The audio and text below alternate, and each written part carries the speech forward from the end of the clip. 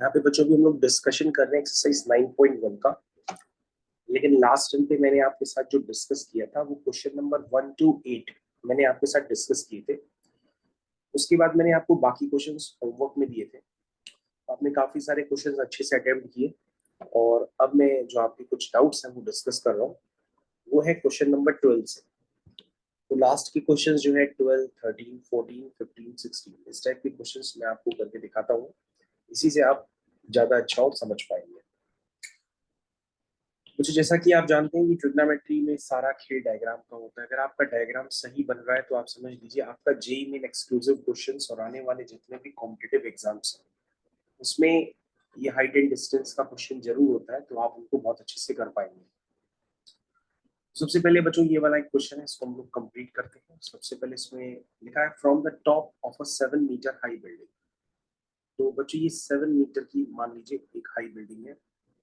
The angle of elevation of the top of a cable tower is 60 degree. ठीक है, क्या लिखा है? From the top of 7 metre high building.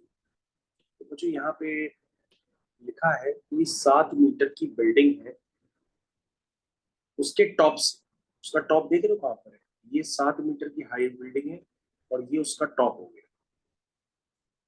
ठीक है, टॉप का नाम है A. The angle of elevation of the top of a cable tower. तो बच्चों उसके बगल में मेरे ख्याल से कोई केबल टॉवर, तो यहाँ पे सीधा सीधा दिया है कि 7 मीटर जो हाई बिल्डिंग है उसके टॉप से यानी कि ए पॉइंट से कहीं देखा जा रहा है तो वहां पे एंगल ऑफ एलिवेशन बन रहा है। एंगल ऑफ एलिवेशन का मतलब उसकी हाइट किससे ज्यादा होगी? बिल्डिंग से ज्यादा होगी, तभी वहां पे एंगल ऑफ एलिवेशन बन रहा है। तो बच्चे ये जो एंगल ऑफ एलिवेशन है वो आपके पास गिवन है कि वो कितना है, 60 डिग्री है। ठीक है, and the angle of depression of its foot is 45 degree from the same point. बच्चों कभी कभी फ्रॉम द सेम पॉइंट नहीं लिखा जाता है, लेकिन ये अंडरस्टूड होता है क्योंकि दूसरा कोई पॉइंट है ही नहीं। क्योंकि दूसरा कोई पॉइंट है ही नहीं कि आप दूसरे वाले जो केबल टॉवर है उसके बॉटम को देख पाओ और उसका एंगल ऑफ एलिवेशन बन जाए। अब बच्चों यहाँ से तो देखोगे नहीं, यहाँ से तो कोई एंगल ऑफ, यहाँ से तो देखो नहीं क्योंकि यहाँ से तो एंगल ऑफ डिप्रेशन बनेगा नहीं। तो ये अंडरस्टूड होता है कि हम सेम पॉइंट से ही उस केबल टॉवर के बॉटम को देख रहे हैं, तो एंगल ऑफ डिप्रेशन बनेगा। तो ये देखो बच्चों एंगल ऑफ डिप्रेशन बन रहा है, ये एंगल ऑफ डिप्रेशन भी आपके पास गिवन है और इसकी वैल्यू जो है वो 45 डिग्री। तो बच्चों यहाँ पे की पॉइंट ये होता है कि ये क्वेश्चन एग्जाम में करते समय जो आपके स्कूल के एग्जाम्स होते हैं उसमें एंगल ऑफ डिप्रेशन को ऐसे दिखाना पड़ता है और फिर उसमें हम बोलते हैं कि बाय कंस्ट्रक्शन ये दोनों पैरेलल लाइंस है तो इन दो एंगल्स को हम कहेंगे ऑल्टरनेट इंटीरियर एंगल, उससे ये दोनों एंगल्स आपस में इक्वल होती है। तो बच्चों ये इसका बिल्कुल सही डायग्राम है, ऐसे ही करते हैं। तो लिखा है determine the height of the tower. तो टॉवर मतलब केबल टॉवर। अब केबल टॉवर में कंस्ट्रक्शन से आप कह सकते हैं ये 7 मीटर है तो ये भी 7 मीटर होगी। तो बच्चों यहाँ से यहाँ तक की हमको हाइट पता पड़ गई, लेकिन हमको पूरी हाइट चाहिए। तो हम ऊपर वाली हाइट को x मान लेंगे और हमारा आंसर क्या हो जाएगा? Answer is x+7। क्योंकि बच्चों अगर कभी हम हाइट का नाम लेते हैं तो हाइट का मतलब होता है कि आप हाइट कहाँ से ले रहे हैं? ग्राउंड से ले रहे हैं। कहाँ से ले रहे हैं? ग्राउंड से ले रहे हैं।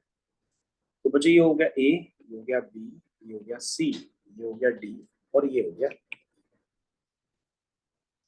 इस तरह से बच्चों अब आपको क्वेश्चन कंप्लीट करना है। तो सबसे पहले आप यहाँ पर ट्रायंगल लेंगे और जो भी राइट एंगल ट्रायंगल लेंगे एक एक करके लेते चले जाएंगे। तो सबसे पहले लेते हैं इन ट्रायंगल ए बी सी। जो एंगल बी है वो 90 डिग्री है। सबसे पहले हम लिखेंगे tan 60। tan 60 is perpendicular upon base, that means x upon AB। ऐसा लिखा हमने। और यहाँ पे tan 60 की वैल्यू √3 होती है, तो यहाँ से x की वैल्यू आ जाएगी √3 टाइम्स AB। ये आपकी इक्वेशन 1। कभी कभी बच्चों नोन एंगल्स नहीं दिए होंगे तो आईसीएसई बोर्ड के जो भी बच्चे होंगे वो कैलकुलेटर को यूज करके एंगल्स निकाल लेंगे, है ना। जैसे मान लो 1055 भी दिया जा सकता है तो आप कैलकुलेटर को यूज करके निकालेंगे क्योंकि आईसीएसई बोर्ड में कैलकुलेटर अलाउड होता है। फिर बच्चों दूसरा ट्रायंगल लेते हैं। अब लेंगे तो राइट एंगल ट्रायंगल लेंगे। तो दूसरे ट्रायंगल का नाम है AED। तो यहाँ पर जो एंगल ई है वो आपके पास 90 डिग्री है, ठीक है। तो बच्चों ये आपने 90 डिग्री ले लिया। अब यहाँ पे क्या लिखेंगे, आप लिखेंगे tan 45, tan 45 is perpendicular upon base, तो परपेंडिकुलर इज ए और बेस इज डी, ये होगा बच्चों। और बाय कंस्ट्रक्शन बच्चों आपको लिखना पड़ेगा कि बाय कंस्ट्रक्शन आप क्या कह सकते हैं कि जो ए बी की लेंथ है वही डीई की भी लेंथ होगी। tan 45 बच्चों 1 होता है, तो जो डीई है वो 7 के इक्वल हो जाएगा, और जो डीई है वो बच्चों क्या है, ए बी। जो डीई है वो ए बी है, इसका मतलब यहाँ से ए बी 7 आ गया। ए बी कितना आ गया, 7। ये बात समझ में? तो बच्चों आपको निकालना क्या था, एक्स निकालना था। आपको क्या निकालना है, एक्स। तो बाई इक्वेशन 1 जो एक्स होगा वो है √3 ए बी, और ए बी कितना है 7, तो ये हो गया 7√3। तो बच्चों आपका आंसर ये नहीं है। इस स्टेज पे कई लोग आंसर इसको लिख के छोड़ देते हैं। आपको जो हाइट है वो हाइट है आपकी x + 7, दैट मीन्स 7√3 + 7। इसमें 7 कॉमन लेंगे, अंदर आएगा √3 + 1, यानी 1.732 + 1, दिस इज 2.732। 2.732 बच्चों आप इसको मल्टीप्लाई खुद से कर लीजिएगा, मैं यहीं पे छोड़ देता हूँ, और यही आपका आंसर कहलाएगा। This is your final answer, ठीक है। तो 7√3 + 7 भी लिख सकते हैं, और 7 टाइम्स √3 + 1 लिखेंगे तो √3 इज 1.732, और +1 करेंगे तो 2.732 अब 7 से मल्टीप्लाई करेंगे, तो ये इसका आंसर है, ठीक है। तो ये बच्चों 12th क्वेश्चन आपका कंप्लीट हो गया। तो 12th क्वेश्चन के बाद यहाँ बच्चों हम लोग चलते हैं क्वेश्चन नंबर 13 की तरफ।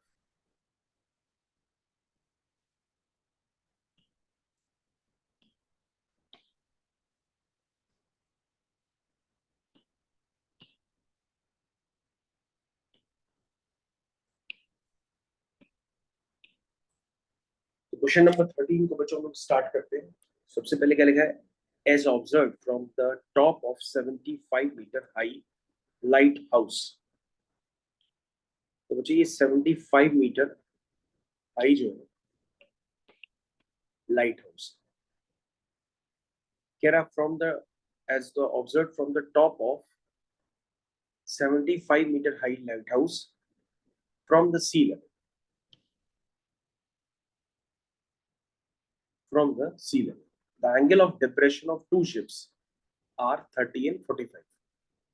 क्वेश्चन रिपीट करता हूँ, as observe from the top of 75 metre high light stone from the sea level, the angle of depression of two ships are 30 and 45.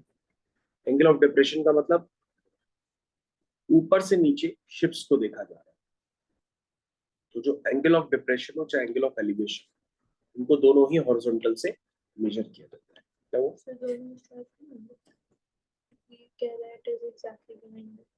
अच्छा इसमें लिखा हुआ है, देख लेते हैं। कह रहा है if one ship is exactly behind the other, one ship is exactly behind the other, find the distance between the two ships. तो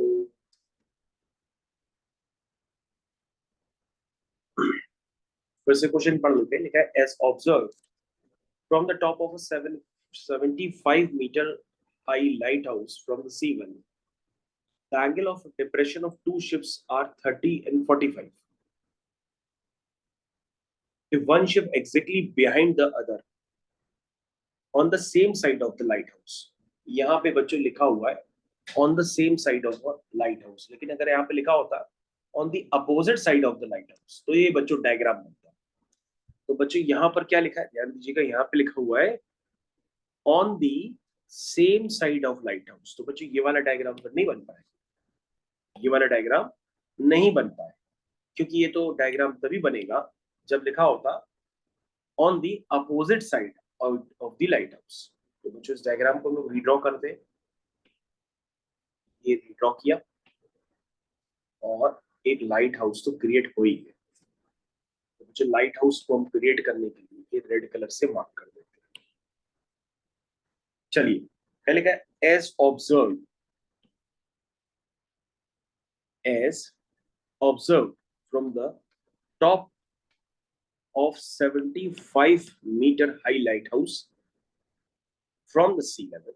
The angle of depression of two ships are 30 and 45. तो एक बच्चों 30 है और दूसरा बच्चों 45 है। तो बच्चों ये डायग्राम्स आपको भी बनाने आने चाहिए।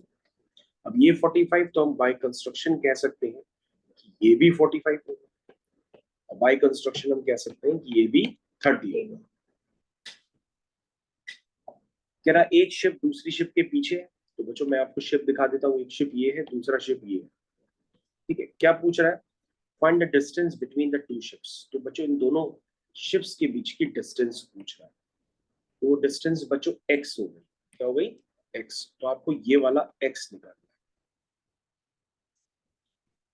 ठीक है। तो मेरे ख्याल से आपको क्लियर हो गया डायग्राम। तो बच्चों इसको कंप्लीट करते हैं। ये हो गया A B C D, ठीक। स्टार्ट करते हैं। सबसे पहले क्या लिखेंगे यहाँ पर? यहाँ पे लिखेंगे in triangle ABC angle B is equal to 90 degree.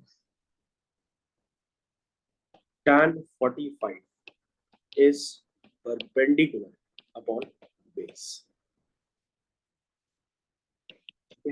Tan 45 बच्चों 1 होता है, BC is equal to हो जाएगा 75। ये बच्चों भी इक्वेशन। तो मैं फिर से देखो बच्चों दूसरा in triangle ABD angle B कितना है? 90 है। तो आप लिखेंगे tan 30 is equal to 75 यानी कि perpendicular upon base, that is x plus BC। और BC कितना है बच्चों? 75, ठीक है। क्या होता है? tan 30 is perpendicular upon base. मेरे ख्याल से आपको समझ में आना चाहिए। ये आपका परपेंडिकुलर हो गया और ये आपका बेस हो गया BD। कई लोग क्या करते हैं, इस वाले ट्रायंगल को सोचने लगते हैं, लेकिन ये राइट एंगल ट्रायंगल थोड़ी नहीं है। ट्रायंगल तो आपका ये वाला है ना, पूरा राइट एंगल ट्रायंगल। समझ गए आप? चलिए, तो tan 30 की वैल्यू बच्चों क्या होती है? वो होती है 1/√3 is equal to 75 upon x plus 75। इसको क्रॉस मल्टीप्लाई करते हैं तो x plus 75 is equal to 75√3। इसको बच्चों और भी सिंप्लीफाई करते हैं तो x इज इक्वल टू हो जाएगा 75√3 माइनस 75। बच्चों अब सिंप्लीफाई करना आपका काम है। तो 75 टाइम्स √3 माइनस 1 यानी 1.732 माइनस 1 यानी कि 0.732। इसको बच्चों आप सॉल्व कर लीजिए, यही आपका आंसर होगा। This is called distance between two ships. ये बच्चों आपने आंसर निकाल लिया। यही आंसर है आपका। क्या है? यही आंसर है आपका डिस्टेंस बिटवीन टू शिप्स। तो अगर आपने क्वेश्चन अटेम्प्ट किए होंगे तो आपको बहुत अच्छे से समझ में आ गया होगा कि आपका भी सही है अगर आपने इसको अटेम्प्ट किया। तो ये बच्चों कंप्लीट हो गया। इसको आगे कंटिन्यू करते हैं। 13, उसके बाद 14।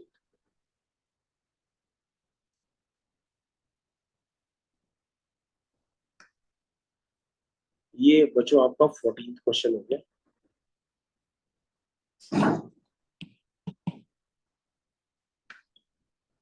14th क्वेश्चन में एक गड़बड़ी है कि इन्होंने डायग्राम साथ में दे दिया है, लेकिन याद रखिए बच्चों डायग्राम कभी भी आपको दिया नहीं जाता है, ठीक है। डायग्राम आपको खुद बनाना होता है। ये एनसीईआरटी है तो सिखाने के चक्कर की वजह से आपको डायग्राम दे दिया है, लेकिन याद रखिएगा डायग्राम एग्जाम में कभी नहीं दिया जाता है। डायग्राम आपको खुद बनाना होता है, ठीक। 14th क्वेश्चन को कंप्लीट करते हैं। क्या लिखा है? A 1.2 meter tall girl spots a balloon moving with the wind in a horizontal line at a height of 88.2 meter from the ground. चलिए, सबसे पहले यहाँ पे लिखा गया है कि एक लड़की है, उस लड़की की भी हाइट हम लोग लिखते हैं। कितनी है? 1.2 मीटर।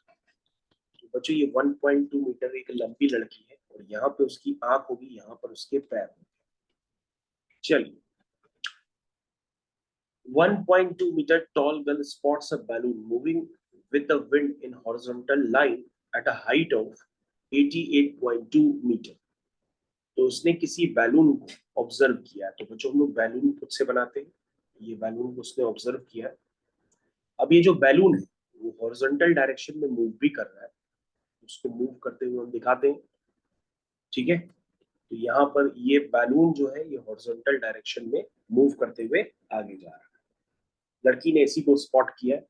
और ये जो बैलून की हाइट है, बच्चों बार बार बता चुका हूँ कि जो हाइट होती है वो ग्राउंड से ही लेते हैं।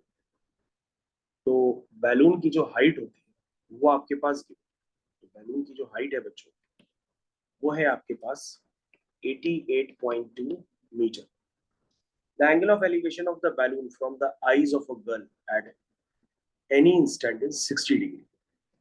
तो सबसे पहले यहाँ पर आपको बताया गया कि जो उसका एंगल ऑफ एलिवेशन है जब उसने उसको स्पॉट किया था तो वो 60 डिग्री, कितना है 60। After some time the angle of elevation reduces to 30 degree. कुछ टाइम बाद जब वो बैलून, ध्यान से देखिएगा, कुछ टाइम बाद जब वो बैलून ए से बी पहुंचा तो जो एंगल ऑफ एलिवेशन है वो 60 डिग्री से कितना हो गया, 30 डिग्री। ये देखिए बच्चों, ठीक है। Can I find the distance travel by the balloon during the interval? तो आपको क्या निकालना है, ए बी डिस्टेंस निकालना है। तो बच्चों जो ए बी डिस्टेंस होगी वही सी डी भी होगी बाय कंस्ट्रक्शन।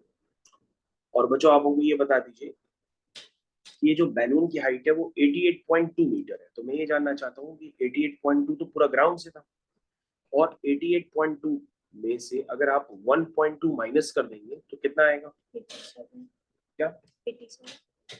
हाँ बच्चों आप समझ गए ना, मैं एक बार लिख देता हूँ। 88.2 में से आप 1.2 माइनस कर रहे हैं तो ये आएगा 87.0। तो ये हाइट कितनी होगी, 87। क्योंकि बच्चों जब आप राइट एंगल ट्रायंगल बनाएंगे ना तो आपको इसी हाइट से लेना देना होगा। कई बच्चे ध्यान नहीं देते हैं और वो पूरी हाइट को ले लेते हैं, तो ये भी आपको ध्यान देना पड़ेगा। तो डायग्राम का ही सारा खेल चलता है इसमें। तो बच्चों राइट हैंड साइड में उन्होंने जो रेफरेंस डायग्राम बना रखा है, तो रेफरेंस डायग्राम में भी बच्चे करते तो हैं लेकिन वो 88.2 ही ले लेते हैं, जबकि वो 88.2 नहीं लेना है, ठीक है ना। वो कितना लेना है, 87 लेना है, ठीक है। 88.2 तो ग्राउंड से था, लेकिन ग्राउंड से कुछ हाइट छूटी है 1.2, उसको छोड़ करके ही आपका राइट एंगल ट्रायंगल यहाँ से बना है। तो उसमें से आपको क्या माइनस करना था, 1.2 माइनस करना था, तभी ये जाकर के हाइट बनेगी जो होगी 87 मीटर। तो ये बच्चों इस तरह से डायग्राम है। अब आपसे पूछ रहा है कि जब उसका एंगल ऑफ एलिवेशन 60 से 30 डिग्री हुआ तो बताओ उसने कितनी डिस्टेंस ए बी ट्रेवल की। तो आपसे ए बी डिस्टेंस पूछी जा रही है, तो आप एक एक करके ट्रायंगल यूज करिए और क्वेश्चन आपका होता जाएगा। सबसे पहले आपको दो ट्रायंगल तो एकदम नजर आ रहे होते हैं, तो ए बी सी डी लिखते चले जाइए, ई एफ जी एच, ठीक, स्टार्ट करते हैं। तो सबसे पहले आपके पास ट्रायंगल है in triangle A G F. Angle G कितना है आपका, 90 डिग्री, ठीक है।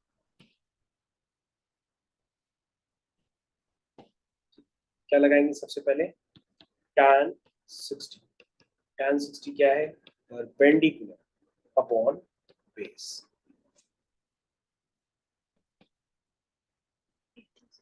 ठीक है।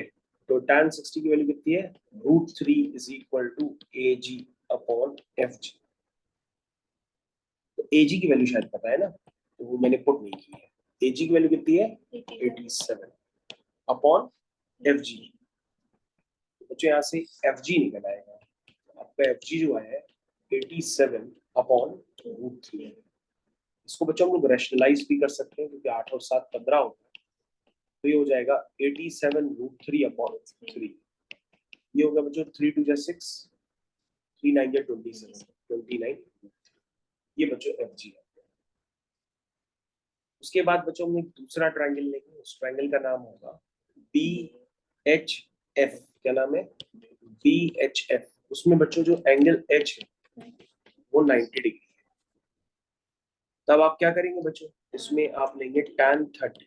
तो tan 30 क्या होगा, ये होगा परपेंडिकुलर अपॉन बेस। बेस क्या है बच्चों, एफ जी प्लस जी एच, है ना। एफ जी बच्चों अभी आपने निकाला था, वो था 29 √3। और बच्चों जी एच अब आप यहाँ से निकालेंगे, और बाय कंस्ट्रक्शन बच्चों याद लिख लीजिएगा कि जो जी एच होगा वही सी डी होगा और वही ए बी। ये लेंथ तीनों की बराबर होगी, तो आप यहाँ पे लिख दीजिएगा कि tan 30 की वैल्यू कितनी है, 1/√3 is equal to 87.29√3 plus by construction आप GH को लिखेंगे कि वो क्या बन गई, ए बी। लिख लीजिएगा बाय कंस्ट्रक्शन। अब बच्चों कुछ नहीं हो गया, अब तो ये आपको खुद करना है, इसमें हम ज्यादा हेल्प नहीं कर पाएंगे। 87√3 is equal to 29√3 plus A B. तो यहाँ से बच्चों हो जाएगा 87√3 minus 29√3 is equal to A B. इसको बच्चों सॉल्व कर लेते हैं तो आपका ए बी आ जाएगा। हाँ, 87 माइनस 29 कितना होता है, 58।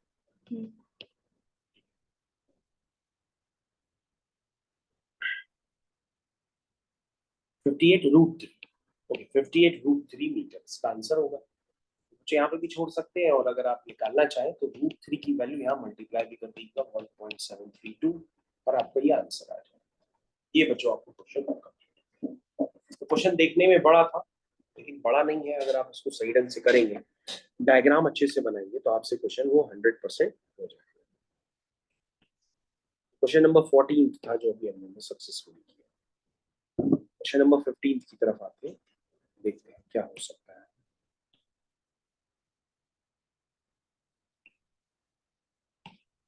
तो यहाँ पर हम लोग आ चुके हैं क्वेश्चन नंबर 15 की तरफ।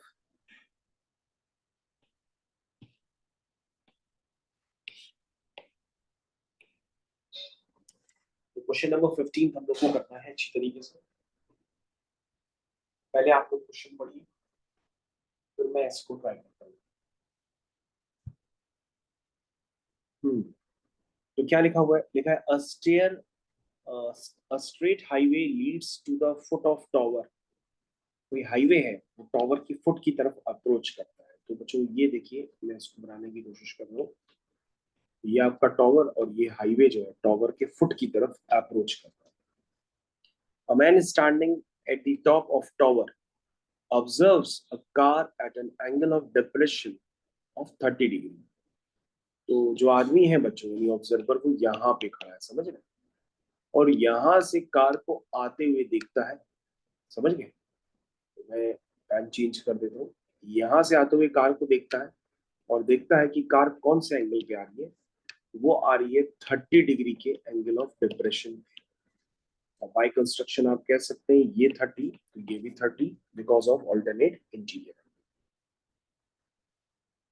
Which is approaching the foot of the tower with uniform speed। वो जो कार है वो यूनिफॉर्म स्पीड से आ रही है, मान लो। Let uniform speed is u metre per second. आप उसको u भी ले सकते हैं, x भी ले सकते हैं, मैंने u लिया है। क्या लिया है, u मीटर पर सेकेंड, ठीक है। तो कार जो है ट्रैवल कर रही है यहां से यहां यूनिफॉर्म स्पीड के साथ। 6 second later the angle of depression, जो एंगल ऑफ डिप्रेशन है 6 सेकेंड के बाद, वो कुछ बदल गया। वो कितना है, 60 डिग्री। तो ये भी बच्चों कितना होगा, 60 डिग्री। लेकिन बच्चों यहाँ पे उसको टाइम कितना लगा, यहाँ पे उसको टाइम लगा 6 सेकेंड। तो बच्चों इस बात पे आपको बहुत स्पेशली ध्यान देना होगा कि जो ए बी डिस्टेंस है वो आपको बतानी पड़ेगी, क्योंकि ए बी डिस्टेंस बेसिकली जो डिस्टेंस होता है बच्चों, वो होता है स्पीड इनटू टाइम। ये हर बच्चा जानता है। और बच्चों स्पीड आपने यू लेट की है, टाइम आपने खुद बताया है कि सर टाइम जो है वो उसमें दिया है 6 सेकेंड। कितना है, 6 सेकेंड। तो बच्चों ए बी डिस्टेंस जो हुई वो 6 हुई। क्या हुई, 6। तो बच्चों थोड़ा बहुत फिजिक्स का ही यूज हो रहा है इसमें। तो पूछ रहा है find the time taken by the car to reach the foot of the tower from this point. ये पूछ रहा है कि कार को, भाई 6 सेकेंड में तो बी तक पहुंच गई, अब जब बी से वो सी पहुंचेगी तो उसमें उसको कितना टाइम लगेगा, time taken from B to C. तो यहाँ पे बच्चों आपको टाइम निकालना है फ्रॉम बी टू सी, यही आपकी रिक्वायरमेंट। अब टाइम क्या होता है, कौन सा टाइम होता है, डिस्टेंस अपॉन स्पीड। तो सर स्पीड तो यू है, वो निकालनी पड़ेगी, और सर हमको डिस्टेंस भी निकालनी पड़ेगी। डिस्टेंस का नाम क्या है, BC। ये है क्वेश्चन। मेरे ख्याल से सब लोग को क्वेश्चन तो समझ में आ गया। ठीक है, अब स्टार्ट करते हैं, फिर जो होगा देखा जाएगा। और बच्चों याद रखिएगा, यहाँ पे यूनिफॉर्म स्पीड इसलिए कही गई है क्योंकि यूनिफॉर्म स्पीड का सीधा सीधा ये फंडा है कि अगर AB में यूनिफॉर्म स्पीड उसकी U है तो BC में भी उसकी यूनिफॉर्म स्पीड U ही होगी। ठीक है ना, इसलिए उसने कहा है उसकी स्पीड चेंज नहीं हो रही है। समझ में है? तो जो U आप AB के लिए निकालेंगे वही U आप BC के लिए भी सेम। बस आपको टाइम निकालना है, तो आपको हर हालत में BC डिस्टेंस भी निकालनी पड़ेगी।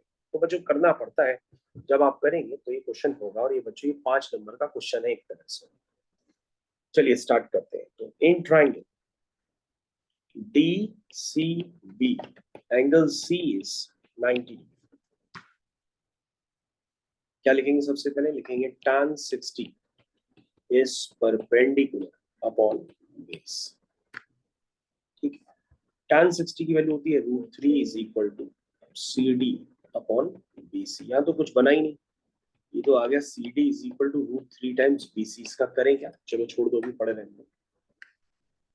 क्वेश्चन 1 में दूसरा ट्राइंगल है, in triangle DCA angle C जो है वो 90 डिग्री है। अब आप लिखेंगे tan 30 is perpendicular upon base. तो तविशी बताओ बेस क्या है? होगी sir AB plus BC। AB क्या है? होगी सर 6U, यही डिस्टेंस थी। BC क्या है? होगी सर पता नहीं, BC को BC लिख देते हैं, BC को BC लिख देते हैं।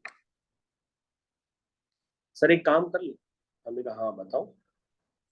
सर मान लेते हैं कि जो BC डिस्टेंस है तो उसको BC लिख देते हैं, लेकिन डिस्टेंस इज इक्वल टू क्या होता है सर? Speed into time.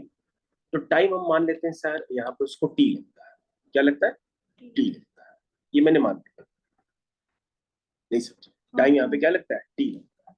तो हमारे कुछ वेरिएबल कम हो जाएंगे, जैसे मैं tan 30 की वैल्यू लिख देता हूँ 1/√3। ठीक है, और बच्चों मैंने अभी बताया था कि जो CD है वो √3 टाइम्स BC है, और BC को आप किससे रिप्लेस कर सकते हैं? UT से। किससे रिप्लेस कर सकते हैं? UT से। और T आपको निकालना है। ठीक, तो बच्चों मैंने क्या किया, ऊपर DC की वैल्यू डाल दी। क्या डाल दी? √3 टाइम्स UT। ठीक, होल डिवाइडेड। तो सर ये 6U लिखा है, और BC, तो सर BC कितना है? सर BC तो आपने बताया ना कि वो UT है, UT। अब सर देखिए मजे की बात देखिए, जो आपने एज्यूम किया था वो यहाँ से क्या हो जाएगा? कैंसिल हो जाएगा। ध्यान से देखिए, ऊपर और नीचे से U क्या आएगा? कॉमन है, और कॉमन आते ही वो क्या हो जाएगा? कैंसिल हो जाएगा। बोलो आनंद की बात है कि? तुम कहोगे सर हमें लग रहा था ये U फंसे, लेकिन U ऑटोमेटिक क्या हो रहा है? यहाँ से कैंसिल हो रहा है। ये U कॉमन लिया तो अंदर क्या आ गया? 6 प्लस T। तो सर जिसकी झंझट हो रही थी वो ऑटोमेटिक यहाँ से हट गए। तो फिर क्वेश्चन हो गया। क्या बचा बच्चों? ये हो जाएगा क्रॉस मल्टीप्लाई करके √3 इंटू √3T, यानी कि 3T is equal to 6 plus T, यानी कि 2T इज इक्वल टू 6। इसका मतलब T इज इक्वल टू 3। इसका मतलब यही बच्चों आपका। तो मेरे ख्याल से सारे बच्चों को क्वेश्चन क्लियर हो गया कि यानी B से C तक पहुंचने में उसको टाइम कितना लगेगा? 3 सेकंड लगेगा। Time taken from B to C, time taken from B to C is 6 seconds. 3 seconds कितना है? तो आप लोगों को समझ में आया हुआ क्वेश्चन, अच्छा क्वेश्चन था। और ऐसा बच्चों होता ही है कि जो हम लोग वेरिएबल एज्यूम करते हैं वो लास्ट में कैंसिल भी हो जाते हैं। तो यहाँ पे देखिए कैंसिल भी हो जाते हैं। और बच्चों कैंसिल ना होते तो फिर क्वेश्चन होता कैसे? तो कहीं ना कहीं उसमें एडजस्टमेंट था, इसलिए क्वेश्चन हो। ठीक है बच्चों, लास्ट क्वेश्चन की तरफ चलते हैं।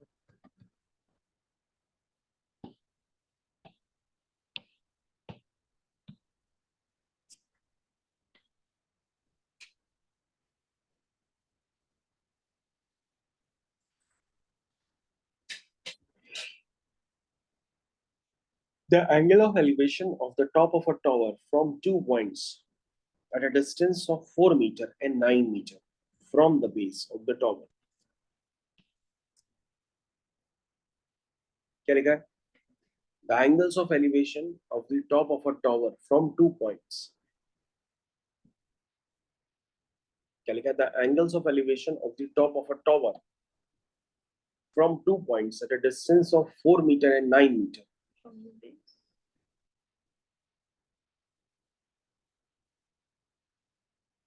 यहाँ पर जो थोड़ा सा देखिएगा लिखा है the angle of elevation of the top of a tower from 2 points at a distance of 4 meter. बच्चों ये 2 पॉइंट्स है वो एक दूसरे से 4 मीटर की दूरी पर है A और B. The angle of elevation of a 2-point, the angle of elevation of the top of a tower from 2 points at a distance of 4 meter and 9 meter from the base. हाँ बच्चों ये 4 metre नहीं हुआ, फिर question की language बदल गई. याद रखिए मैं क्वेश्चन इसलिए बार बार पढ़ रहा था ताकि आप भी ध्यान दें. क्वेश्चन में कुछ और लिखा हुआ, लिखा है 2 points at a distance of 4 meter and 9 meter from the base. इसका मतलब एक पॉइंट बच्चों 4 मीटर की डिस्टेंस पर यहाँ से और दूसरा पॉइंट बच्चों 9 मीटर की डिस्टेंस पर यहाँ से, क्योंकि वो ऐसा कह रहा है. अगर आप पूरा कंप्लीट स्टेटमेंट पढ़ोगे और पढ़ोगे नहीं पूरा तो तुम्हें कंफ्यूजन हो जाएगा. पता पड़ा आप ए बी को 4 मान लोगे और बी सी को 5 मान लोगे तो गलत हो जाएगा. लेकिन उसने दोनों पॉइंट्स बताए हैं कि वो टॉवर के फुट से, तो आपको फुट से ही लेना था 4 और 9. क्योंकि बच्चों कभी भी अगर क्वेश्चन पढ़ते समय उसमें बीच में एंड लग जाता है तो एंड का मतलब स्टेटमेंट पूरा कंप्लीट करना पड़ेगा, है ना, ये मतलब होता है. And in the same straight line, same straight line पे है आर कॉम्प्लीमेंट्री, और कॉम्प्लीमेंट्री एंगल उसे कहते हैं जिसका सब क्या होता है 90 होता है. तो बच्चों एक आप थीटा ले लेंगे और दूसरा 90 माइनस थीटा. तो बच्चों ये एंगल्स कॉम्प्लीमेंट्री है क्योंकि आप थीटा और 90 माइनस थीटा का जब आप सम करेंगे तो 90 आएगा. तो कई लोग यहाँ पे गलती करते हैं, एक थीटा लेते हैं और दूसरा थीटा माइनस 90 लेते हैं. और थीटा माइनस 90 का आप सम करेंगे तो 2 थीटा माइनस 90 आएगा. तो उस पर भी आपको ध्यान देना होगा, वो कॉम्प्लीमेंट्री नहीं होगी. तो कॉम्प्लीमेंट्री एंगल्स उन्हें कहते हैं जिनका जो सम होता है वो 90 डिग्री. सप्लीमेंट्री एंगल्स उन्हें कहते हैं जिनका सम 180 होता है. चलिए बच्चों स्टार्ट करते हैं. इन ट्राइंगल DCB जो एंगल C है वो 90 डिग्री. स्टार्ट करिए. tan ऑफ थीटा नहीं बच्चों, यहाँ पे 90 minus theta is perpendicular upon base. तो बच्चों ये कितना हो गया? ये हो गया tan 90 minus theta cot theta. मैंने आपको सिखाया भी था, याद है? tan 90 minus theta is cot theta, sin 90 minus theta is cos theta, cos 90 minus theta is sin theta. Again बच्चों इन ट्रायंगल DCA एंगल जो C है वो 90 डिग्री है. आप लगा देंगे यहाँ पे tan theta is perpendicular upon base. Base is AC, AC is 9. ये हो गई आपकी इक्वेशन. बच्चों इक्वेशन 1 और इक्वेशन 2 बनी है ना, उनको आपस में मल्टीप्लाई कर दीजिए. 1 मल्टीप्लाइड बाय 2. जब आप करेंगे तो क्या आएगा? ये आएगा cot theta into tan theta is equal to h by 4 into h by 9. तो सर आपने मल्टीप्लाई करके, हमने क्या इसलिए कर दिया क्योंकि जल्दी हो जाएगा. क्योंकि cot थीटा को आप लिख देना 1 अपॉन tan थीटा, इतना तो आप जानते ही है ना. ये बच्चों h स्क्वायर बाय 36 हो जाएगा. यहाँ पे बच्चों 1 बन जाएगा तो यहाँ से h स्क्वायर जो है वो 36 आएगा. इसका मतलब h आएगा प्लस माइनस 6. माइनस 6 ले नहीं सकते क्योंकि हाइट कभी नेगेटिव नहीं होती, तो प्लस 6 लेंगे और आपका ये क्वेश्चन कंप्लीट हो जाएगा. उस टॉवर की जो हाइट है वो 6 मीटर है. ठीक है. तो बच्चों मैंने जो बेसिक बुक होती है एक एनसीईआरटी, उसके मैंने आपको काफी सारे क्वेश्चंस करा दिए, मतलब पूरे ही करा दिए और बीच वाले आपने खुद किए थे. फिर भी आपको और कोई डाउट हो तो आप टेक्स्ट करके टेलीग्राम वगैरह पे हमसे अलग से पूछ लीजिएगा. तो बच्चों ये एक्सरसाइज 9.1 थी फ्रॉम ओल्ड एनसीईआरटी, ये मैंने आपकी कंप्लीट कर दी. Thank you.